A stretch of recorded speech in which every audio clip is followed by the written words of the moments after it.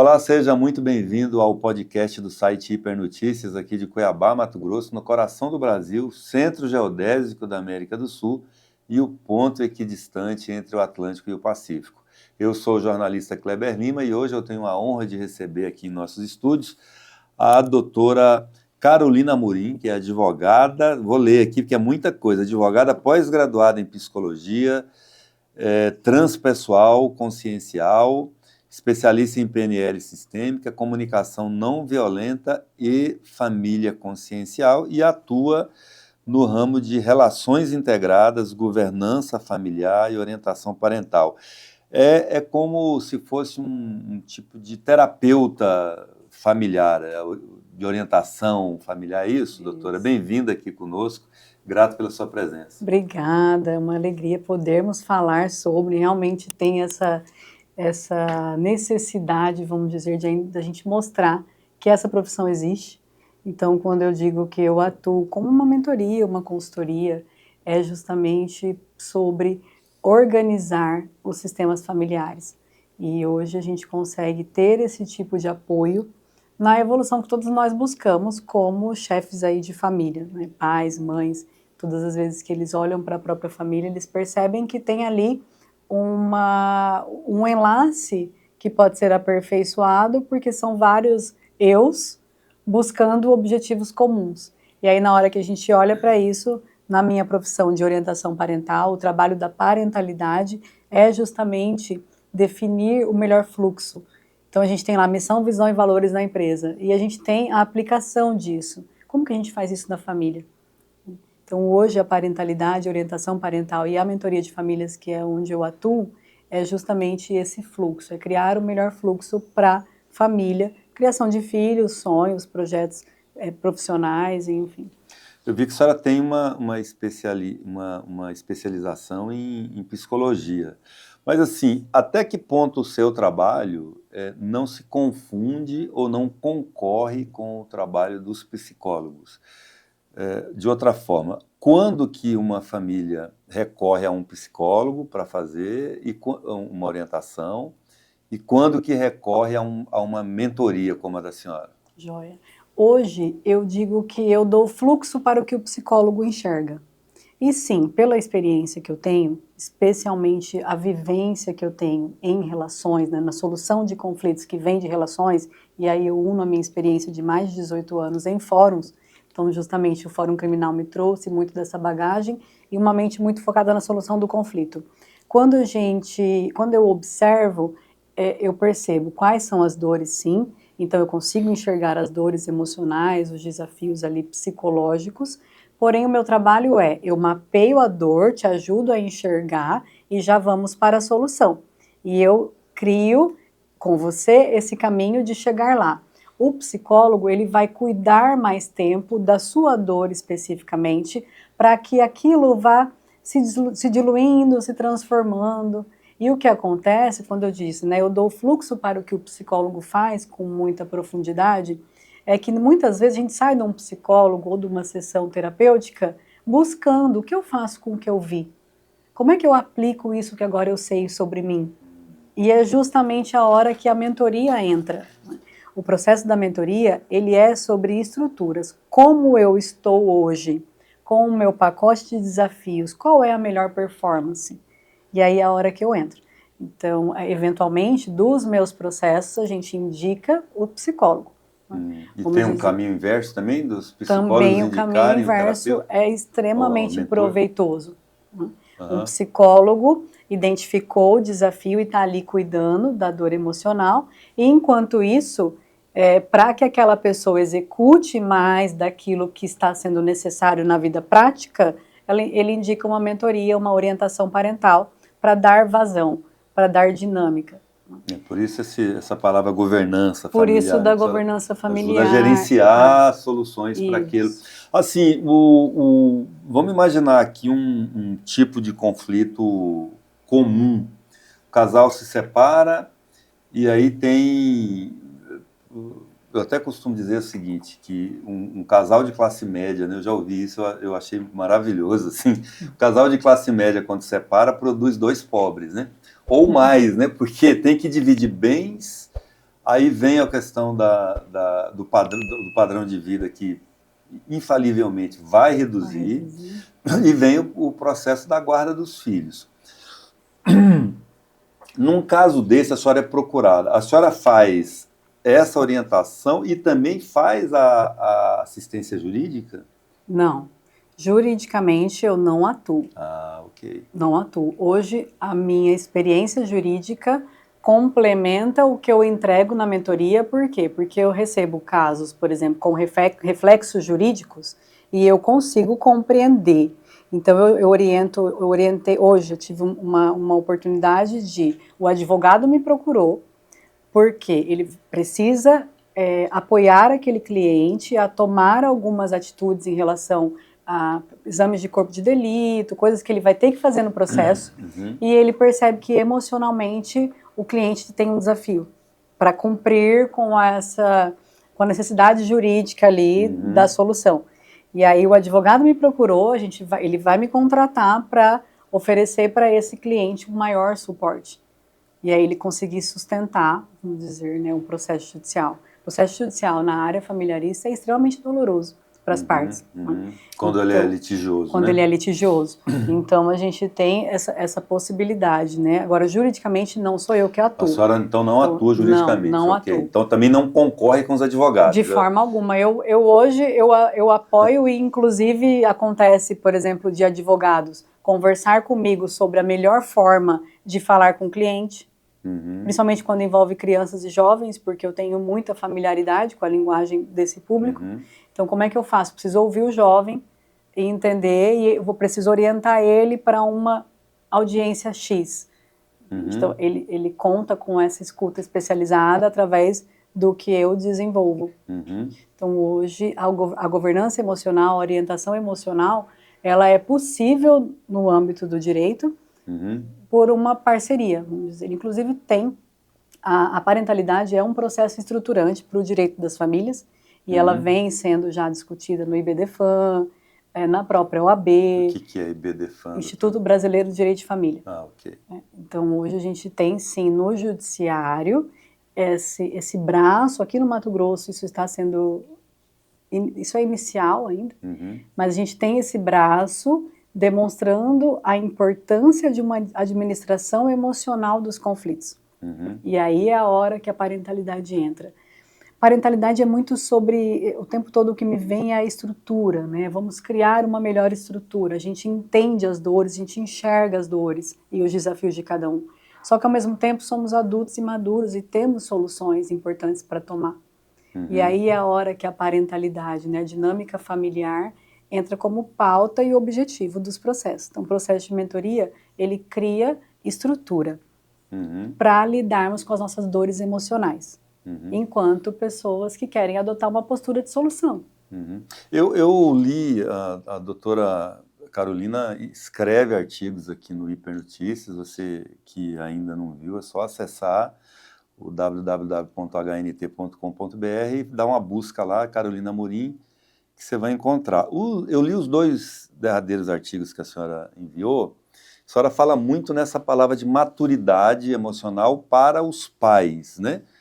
Lidarem com os conflitos, assim. E por que a senhora usa isso com muita frequência? Os pais não costumam ser? É uma tendência isso? Os pais são imaturos? E o que significa ser um pai imaturo ou maduro? Joia. A gente tem, hoje se fala em adultização infantil. E para mim, na verdade, o que está acontecendo é uma infantilização dos adultos. Por quê? Porque assumir responsabilidades é tarefa do adulto. Por disciplina, por determinação, por autodeterminação, por autogoverno. Não é porque é gostoso e legal. Não é quando eu quero ou quando eu não quero. Quem faz quando eu quero ou quando não quer é o imaturo. É aquele que acredita que é melhor estar como uma criança está na vida. A criança tem direito. Ela está aqui para ser suprida. O adulto imaturo, ele busca soluções como criança busca. Né? Então, por exemplo, em questões familiares que envolvem ali separação, como exemplo que você trouxe, né? Existem pais e mães também que definem assim, então já que você não vai me dar isso, você não vê o filho. Daí surge a alienação parental. Surge a alienação parental. E essa dinâmica de pedir para ter uma solução que eu busco, ameaçando, ela não é uma dinâmica madura de quem realmente quer ter a melhor solução para o caso. Eu quero ter custe o que custar. Quem quer ter custe o que custar? O infantil. Então, hoje a gente tem essa realidade e até por que isso... só é governado pelo desejo, não pela razão, pelo né? desejo e não pela razão. Então, quando eu falo assumir uma postura madura, e às vezes as pessoas estão convidadas a vamos mapear para você enxergar que essa postura não é madura. E quando não é madura, te traz consequências piores do que a busca que você está fazendo. Então, na ânsia de ter esse valor, talvez ali de pensão, você está ofendendo o seu filho. E aí, daqui a pouco, a conta é mais alta do que a pensão. Esse assunto da alienação parental, eu acho ele extremamente importante e interessante, porque às vezes ocorre no sentido não de posse, de benefício material ou na partilha dos bens, mas por ciúme, por vingança. Exatamente. Né? E aí a impressão que eu tenho, a senhora me corrija se não for isso, é que os cônjuges, né, em litígio, eles usam a criança para atingir o outro. E aí a conta fica com a criança, né? Isso Exato. Pode gerar alguma consequência mais danosa, gravosa para a criança a médio e longo prazo? Vai gerar para todos os envolvidos. A criança maior, porque é mais vulnerável, mais suscetível e mais ofendida. Então a consequência dela é maior. Agora ela tem a vantagem de ter mais tempo para resolver, em tese, né? Pegar aí uma vida média, uma expectativa comum de vida. Tem mais tempo para resolver, os adultos têm menos tempo e vão também ter as próprias consequências. E esse exemplo que você trouxe, Kleber, é muito valioso, porque é justamente onde a gente fala, eu vejo as dores, desejo de vingança, ciúme é uma dor de apego é uma dor de insegurança. Então eu conheço o seu nível de insegurança, eu estou vendo, é a hora que eu falo, eu mapeio a sua dor. Porém, com essas dores, você está levando a sua família para um lugar de mais dor. Então vai no psicólogo olhar para suas dores, vamos parar de agir assim, assim, assim, porque eu sei que você não quer essas consequências Y aqui. Então eu já mostrei para ele o fluxo, hoje a sua dor te faz agir assim, e essa ação vai te levar para cá. Você quer ir para cá e está vindo aqui. E a pessoa, já deve ter acontecido isso, né? Que a senhora está dando aí, não é só um exemplo. Não, assim, são vários. Já deve ter Graças tido a Deus, assim, várias situações bem reais, né? Sim. E a pessoa que está nessa situação, ela ouve o que a senhora está falando, ou ela resiste, aí leva mais tempo. Eu presumo que deve, assim, a senhora é procurada, né? A senhora não sai se oferecendo. Sim. A senhora é procurada. A pessoa que procura tem alguma abertura para poder acatar, né, a orientação. Sim, isso. É claro que vai ter quem resista, mas já tem o passo de ter procurado e estar pagando por isso. E hoje eu consigo, por isso que eu digo que eu tenho um método próprio, sabe, Kleber? Sem dúvida Legal. Esse é um método criado por mim no ramo da parentalidade, então ele faz parte de tudo que eu desenvolvi ao longo desse período, e especialmente dessa mente focada em soluções. E é possível, eu tenho visto que as pessoas conseguem, assim, entender que eu vou conectar você com essa perspectiva, mas você não é obrigado a mudar. Não existe lei de obrigação, existe lei de liberdade. É uma lei decisão universal. da pessoa, é uma decisão. Né? Então, quando dela. estamos juntos, o que eu vou te ajudar é ter mais domínio das suas escolhas. Né? Então, você vai estar mais consciente. E talvez você ainda escolha passar um tempo usando o filho como moeda. Talvez esse seja realmente aquilo que a única coisa que você dá conta de fazer agora. Só que você já sabe que daqui a pouco você vai precisar reparar uma questão com esse filho. Então, você tem mais domínio. Entende? Porque às vezes o adulto maduro, ele também faz esse tipo de escolha. Olha, hoje eu vou pagar o preço de manter o meu filho como moeda de troca. Porque ou eu faço isso, ou eu não tenho dinheiro. Então, às vezes é. Ok, então faça isso. Ano que vem falamos de novo. Vamos olhar como é que ele está se saindo. O seu filho vai medindo. Daqui a pouco você percebeu. Tá tendo isolamento, tá ficando mais grave. É hora de intervir. Entende? Doutora, pais separados, o pai paga a pensão acordada em juízo. às vezes num valor até expressivo, mas ele fica com a impressão de que a mãe não diz ao filho de onde que está vindo aquele dinheiro. Como é que o pai pode compartilhar essa informação com o filho de que aquilo que ele está usufruindo é fruto de um sacrifício que ele está fazendo, ou de um compromisso que ele está ali cumprindo com ele, sem que isso também se torne uma alienação parental, sem que ele jogue o filho contra a mãe? É possível ter essa transparência assim, dos pais com os filhos? Totalmente é simples. Quando eu digo para o meu filho assim, filho, eu tenho um compromisso tão grande com o seu crescimento, com a sua evolução, e para mim faz tanto sentido entregar, né, pagar a sua escola, manter o seu plano, comprar essa roupa que você entende que é importante para esses momentos, poder, a hora que você me liga, te mandar esse dinheiro para essa festa que você vai. Isso é parte do meu compromisso. Você sente o meu amor por você assim? Porque quando o pai está nessa angústia, ele tem duas necessidades. Uma, que o filho saiba que essa é uma forma de amor, né, que é a forma que ele está entregando, então que essa é a relação que ele tem, e é muito do homem fazer e olhar para o fazer, para o construir, então ele está comprometido, e às vezes ele está longe. E bem longe, muitas vezes, né? Ou em outra cidade, ou trabalhando em lugares muito, muito atarefados, enfim.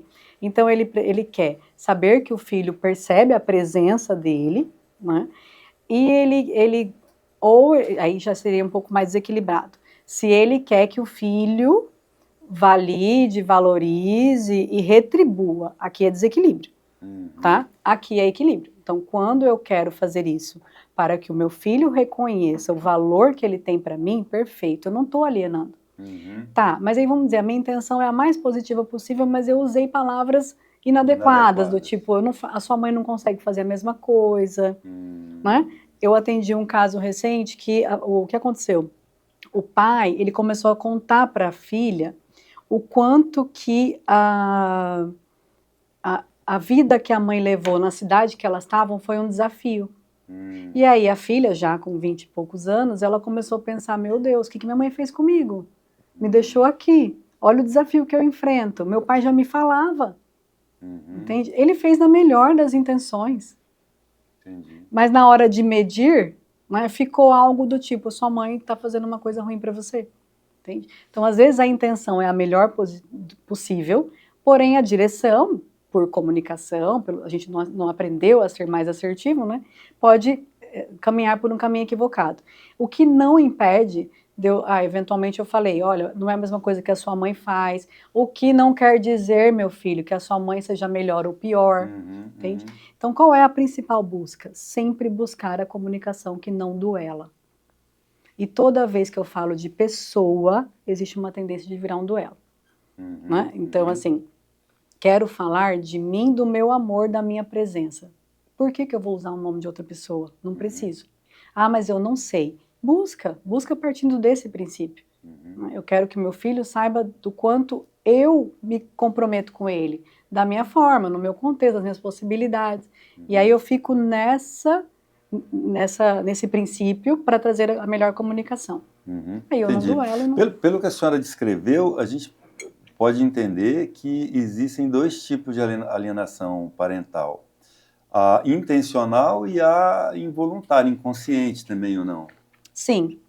A diferença é que uma gera reflexos jurídicos e a outra não necessariamente, porque às vezes não gera um duelo. E como é que a gente pode identificar se a atitude, como é que um pai separado, no caso, pode identificar se a atitude que ele está tomando pode ser caracterizada como alienação? Toda vez que a fala dele gera uma obstrução, gera uma reticência, gera talvez possa não ser bom na cabeça, vamos dizer ali, do filho em relação a outra pessoa. Então, toda vez que eu uso falas que em algum nível pode gerar naquela pessoa uma ideia de, será que isso é bom então? Será? Entende? Essa reticência, né?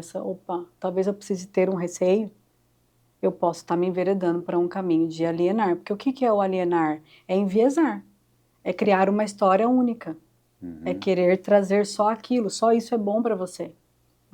Às vezes as pessoas fazem por desejo, e outras vezes porque não pararam para pensar que a postura do adulto não é falar com a criança sobre o outro adulto. Pela experiência da senhora, e eu não sei se isso entra no escopo da sua mentoria, ainda nesse assunto de pais separados, guarda compartilhada ou unilateral, o que a senhora acha que é mais adequado? E no caso da unilateral, ela pode ser assim, um tempo com o pai, um tempo com a mãe, o que é mais indicado? Eu não sei juridicamente se é possível unilateral, um tempo com o pai e um tempo com a mãe. Me parece que quando define que é unilateral é exclusivamente de um dos pais, né? E aí tem visita do outro. Em termos de o que é melhor para a pessoa, toda vez a gente precisa olhar caso a caso. Então, cada caso determina ali o que é mais importante ser atendido. Acontece de, eventualmente, tem guarda compartilhada, aí começa a existir um conflito naquele ambiente, e aí, de repente, para um dos filhos, seria interessante passar um período numa guarda unilateral, entende? Naquele contexto, com aquela dinâmica, em razão daqueles desafios, seria interessante mais tempo com um único, né, dos pais, mas definir o melhor ou o pior, só cada caso. Não tem um padrão para isso, jamais. Entendi. Esses conflitos de parentalidade, existe uma tendência, ou existe uma relação direta assim, com classe econômica, por exemplo? Olha, as famílias abastadas têm mais ou menos conflitos do que as famílias menos abastadas. Não tem nenhum dado também que me permitisse dizer que isso é nítido. E o que a gente vê hoje, existe um distanciamento da criação, né? O ato de criar um filho, existe uma tendência de um distanciamento dos pais em relação a isso, com uma terceirização. Então eu tenho motorista, babá, professor particular, celular.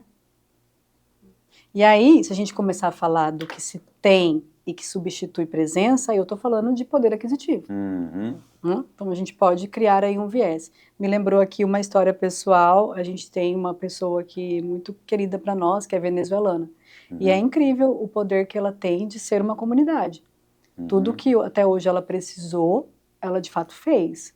E é assim, eu consegui uma oportunidade num terreno e vai custar 10 mil reais para quem vem da Venezuela, fugido sem nada. Eles se juntam e fazem acontecer. Então a gente tem, agora, isso é só um recorte, não dá para dizer que é um padrão, tá? Mas hoje existe uma terceirização e ela é facilitada ou fomentada quanto maior o poder aquisitivo. Então a gente vê famílias com cuidadores, e aí ainda tem o cuidador e ainda tem o videogame, o celular, o tablet, tudo isso entre as relações. Então, sem dúvida, o poder aquisitivo pode fazer com que se perca mais.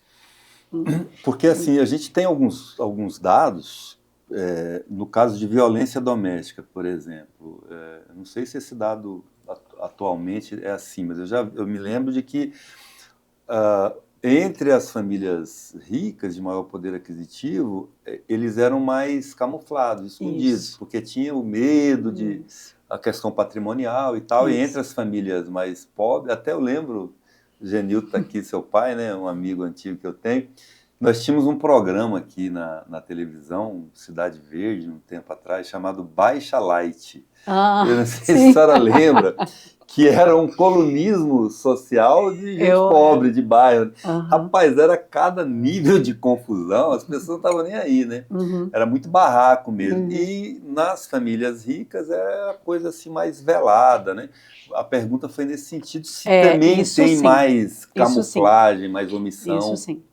E é cultural, né? A gente tende a denegrir mais a imagem de quem tem mais destaque. Então, eles são mais ofendidos. Eu já atendi famílias que, por exemplo, em razão da posição social deles na cidade, eles não podiam levar o filho no psiquiatra da cidade. E o filho praticava a automutilação. E estrategicamente não era bom. Isso podia baixar o consumo do negócio dele. Então, eles quase que precisa, vamos dizer, organizar melhor para trazer, buscar as soluções para os desafios que eles vivem. Então, existe sim isso de camuflar, de buscar estar ali mais. Não é um camuflar de dissimular, mas às vezes precisa se organizar melhor para expor, refletir mais, e é mais complexo, então muitas vezes briga de patrimônio, né? Em famílias de alto nível, alto poder aquisitivo, ele é mais complexo, é mais robusto. Tem empresas que, se você desfaz sociedade, você destrói o negócio. Tem empresas que, se você separar... eu dei mais cedo, né? De que uma família de classe média, um casal, quando se separa, produz dois pobres, né? Então, assim, já atendi famílias que, para chegar ao divórcio, era importante que a esposa era sócia, então ela era a dona da empresa, e o marido tinha direito, né, a parte do negócio. Ele não fazia parte do negócio. E outra, o sócio, no acordo de sócio, não ficou claro que ele não poderia fazer parte do negócio. Isso estava omisso no acordo de sócio. Então tinha uma chance do sócio se tornar sócio de quem ele nem sabia. Né? Se o marido, né? Porque na separação, na repartição lá do negócio, o marido poderia falar, não, então eu quero a minha parte, eu vou exercer. 50% das cotas dela, né? Vou entrar. Né? Então, quer dizer, como é que a gente organiza essa relação com todos os seus desafios para chegar sem grandes impactos? Então, de fato, existe uma complexidade maior conforme a estrutura que você acessou na vida, né? E aí é um outro contexto. Então, às vezes, é uma necessidade mesmo, esses dois, né? Quando envolve negócios, esse outro que eu disse que na cidade eles não poderiam ficar expostos. Já aconteceu de pessoas que ocupam cargos, né, públicos e de alta relevância, e aí também precisarem de atendimentos e apoio muito privados, não podia expor. Então, precisou mudar de escola. Entende? Isso acontece. Há pouco a senhora falou, a gente, no começo da entrevista, falamos sobre maturidade dos pais. E isso me fez refletir aqui o seguinte, isso não é geracional? Esta atual geração de pais, assim, eu nem sei que geração que é essa agora, as pessoas de 30 anos. Dos milênios, não é uma característica desta geração essa imaturidade? Talvez não... Tem uma frase que eu costumo dizer o seguinte, hoje eu gostava muito de frases de para-choque de caminhão, né? Hoje o para-choque de caminhão é Instagram, né? É mídia social, eu gosto dos memes, assim. E tem uma que eu acho muito interessante, fala assim, que tempos difíceis produzem homens fortes, né? Homens fortes produzem tempos fáceis. Tempos fáceis produzem homens fracos. Então, será que não é isso? A minha geração, por exemplo, foi uma geração que não teve facilidade. A gente teve que conquistar o mundo na unha. E eu digo pelo meu exemplo, eu quis oportunizar os meus filhos, quero até hoje, tudo que eu não tive. E eu, às vezes, já parei assim para pensar se eu não dei facilidade demais, né, pelas pessoas, assim, se eu não estava criando homens fracos, né? Eu já tive essa dúvida, não é o caso, assim, eu tenho 4 filhos, os 2 mais velhos já são formados, o do meio acabou de ser aprovado na universidade, e o mais criança também está seguindo o caminho dele. Mas é uma dúvida que eu tinha. Como é que a senhora vê isso nesse contexto da parentalidade? Eu vejo que tudo pode bater na porta da família, mas só entra aquilo que a família não governa. Então, é uma questão da geração. Ok, o que você vai fazer com isso? É uma questão cultural. Ok, como é que você vai lidar com isso? Porque dentro da família, os pais governam. E aí o problema, o que você faz, por exemplo, com seu filho de 11 para não ser um homem fraco? Você tem a sua dinâmica. Você está atento para isso.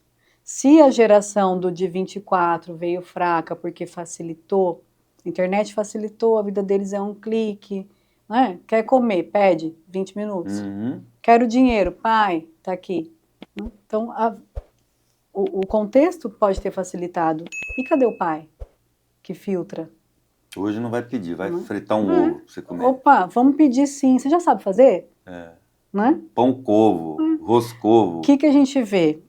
De novo, a geração com... Hora que eu penso, vou dar tudo que eu não tive, sem nenhum filtro, aí eu tô colocando ele no dado da geração. Né? E infelizmente a gente tem um número grande de pessoas criando assim.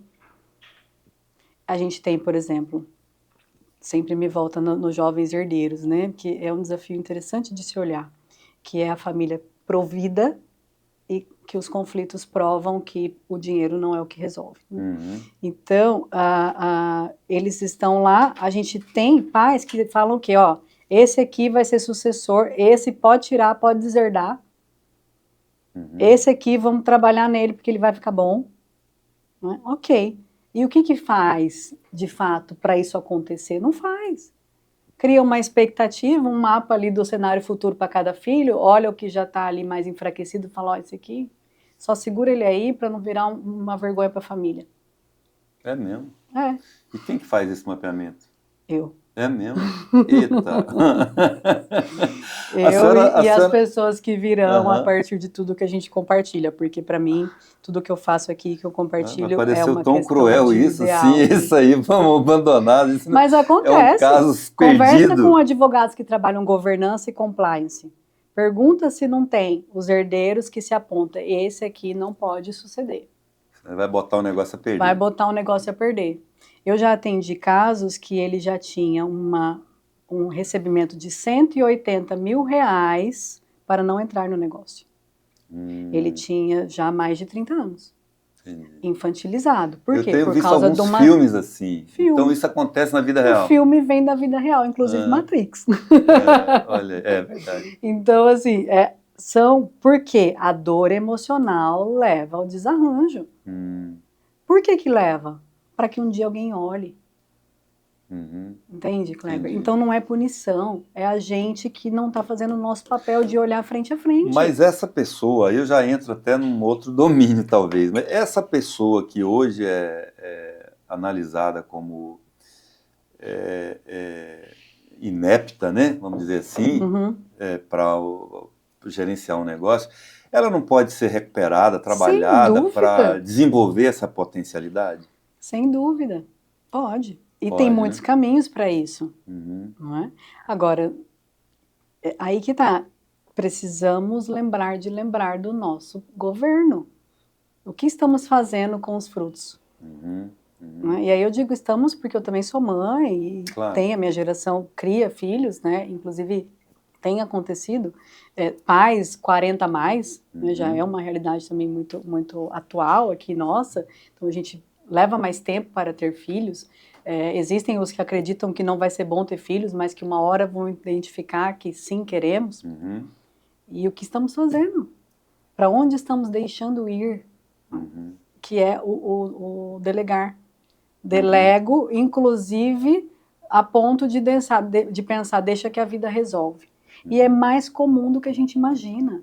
Toda vez que eu falo assim, depois eu converso sobre isso, e esse depois não chega, uma hora essa conta tem que chegar. Eu estou estimulando, né? Assim que não vai ter consequência, né? Entendeu? Porque eu acredito que não tem. Existe, na psicologia tem termos para isso, né? Esse pensamento mágico, essa espera de algo, que algo proveja por mim, para que eu não precise me indispor. Eu sei que é desafiador, sabe, Cleber? Eu falo porque, para mim, a estrutura, a forma de enxergar, a forma de mapear é simples e eu mostro que é simples. Porém, eu entendo que é doloroso. Eu sei que tem desafio. O que eu defendo é não faça do desafio algo maior do que você. Não é? Então, todo mundo tem potência para resolver. Já esclarecemos aqui que a senhora não concorre com o psicólogo, nem com o advogado. E também, assim, tem coisas que a senhora fala que são muito, assim, semelhantes, né? Quando a gente está estudando idiomas, a gente fala de cognatos, né? palavras que têm o mesmo sentido em idiomas diferentes. Com constelação familiar, e a senhora, vamos esclarecer isso também, a senhora também não concorre com a constelação familiar, né? Não faz parte das minhas formações, né? Toda a área que eu estudei da psicologia, ela olha para a sistêmica familiar, então, de fato, tudo que se organiza em um sistema, e aí, às vezes, gera vou chamar de confusão, para ser claro, mas essa semelhança, mas não é sobre constelação familiar. Eu olho, sim, para a sistêmica, para as raízes. Eu acho que a palavra aí é transversalidade, né? Transversalidade, como é que isso se comunica. Existem repetições, as repetições, elas são biológicas, inclusive. Então, quando a gente fala, a neurociência fala, aprende-se por espelhamento. Neurônio espelho, conecta, eu vejo e eu faço. Né? Isso é uma repetição e vai passar de geração para geração. Né? A gente tem gerações, por exemplo, famílias que têm hábito de guardar muito dinheiro e muito medo de usar, porque estão numa herança de um diálogo de quando da geração que migrou. Né? Então, uma coisa é quem veio dentro de um navio, sem nenhuma estrutura, para buscar algo onde não se tinha nada. E aquela conversa foi ficando, e a família foi mantendo aquela cultura, e chegou aqui hoje, na hora que você pergunta, mas por que você faz? Porque eu não posso perder. Quem não pode perder? Quem vai perder o quê? Aí, opa! Então, olhar para o sistema é ajudar a pessoa a se mapear melhor. Né? Do que eu estou reproduzindo aqui? Essa dor de fato é minha? É eu que perdi? Ou quem perdeu foi meu pai, e aí na ânsia de cuidar de mim, ele me contou que é muito perigoso perder, e eu estou só reproduzindo. Certo.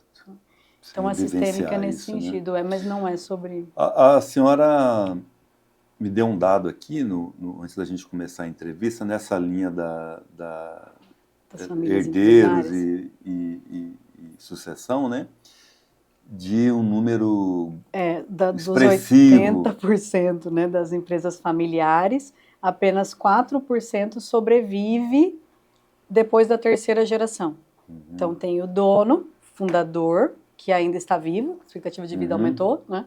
Aí tem os filhos, que já são sócios ali, e aí chega nos netos. Daqui, só 4% se mantém. Para chegar no bisneto. Para chegar no bisneto. Então, o que acontece? Hoje, o estudo do conflito de gerações é um tema específico na área da psique humana. Estuda-se o conflito de gerações e até na sociologia, né? Esses conflitos, a razão dele, como solucioná-lo. E eu digo, só existe porque não teve organização parental. Por isso que quando eu trabalho educação de jovem herdeiro, é para não chegar. Só aquele mapeamento lá de trás, ali, né?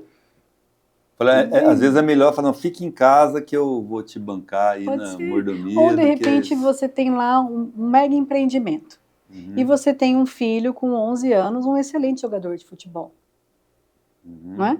Você tem duas opções, criar um time e ser o dono do time, comprar um time americano, criar um excelente caminho e colocar, estimular a competência dele, porque ele vai entrar com competência, né? Senão você está dando demais e aí vai estragar. Estimular a competência dele e ficar dono do time. Ou você pode olhar e falar, filho, você tem um outro caminho que não é aqui. Né? E eu vejo isso, eu valorizo você é um ser importante para mim. Entende? Então, se eu olho lá na primeira infância não, na adolescência, porque eu sugiro a partir dos 14, no máximo isso também, tá? Nessa fase eu olho e percebo bem os dons, as habilidades, as competências, aquilo que de fato ele vai receber. Onde é que eu coloco esse filho daí? Jogador de futebol, vai para as ligas que ele conquistar, através da competência dele, você vai estimular, você entrega, ele devolve. Tem que existir a troca, né? Filho, estou investindo em você, estou indo lá torcer. Cadê seu jogo? Tem que perguntar, porque ele vai se sentir forte quando você fala, cadê? Eu confio em você, eu sei que você pode, né? Então você entrega, ele devolve, você não vai criar um jogo de futebol para ele, e você vai falar para ele, filho, nos negócios da empresa você é um guardião. Guardião do quê? Do nome, dos valores da nossa família, porque toda empresa familiar conectou valores da família no negócio. Por isso que eles têm questões muito peculiares ali também.